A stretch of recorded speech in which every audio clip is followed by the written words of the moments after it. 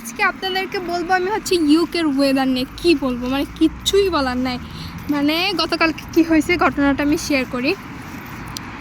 সকালবেলা এত সুন্দর রোদ উঠছে, তা আমি কি করছি, সাইকেলটা নিয়ে বেরোইছি। ওকে, কাজে আসছি সাইকেলটা নিয়ে, দ্যাটস গুড। দিনের মতো মানে দিনের বেলা মোটামুটি সূর্যের আলোই ছিল। 4টা-5টার দিক থেকে গুড়ি গুড়ি বৃষ্টি। ওমা, 10টা পর্যন্ত সেই লেভেলের বৃষ্টি। এখন 10টায় আমার ডিউটি শেষ হয়, বাসায় আসবো কেমনে? পরে আর কি কোনো রকমে সাইকেল চালায় ভিজা ভিজা বাসায় আসছি। তাই রাতে একটু শীত শীত লাগতেছিল, মেবি জ্বর জ্বর এরকম, ঠান্ডা লাগছে এরকম। সকাল থেকে কর্ণটাও একটু অন্যরকম শোনা যেতেছিল।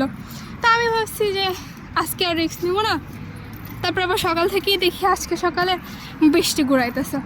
তো আমি ভাবছি যে রিস্ক নেব না, তো কষ্ট করে আগে একটু টাইম নিয়ে বেরোয়, হেঁটে হেঁটে যায়। আমার আবার কাজের জায়গায় যেতে 40 মিনিট হাঁটা লাগে, আর সাইকেলে যেতে হচ্ছে 20 মিনিটের মতো লাগে।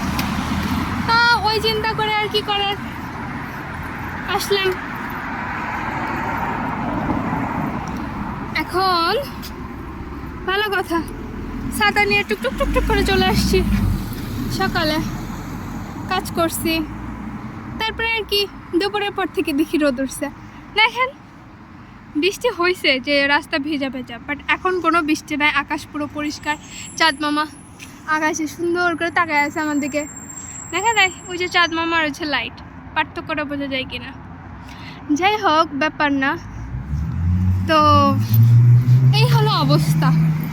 কারণ আর কি 10 ঘন্টা টানা ডিউটি করার পরে এখন যাইতেছে আবার পায়ে হেঁটে বাসায়, পা ব্যথা করতেছে।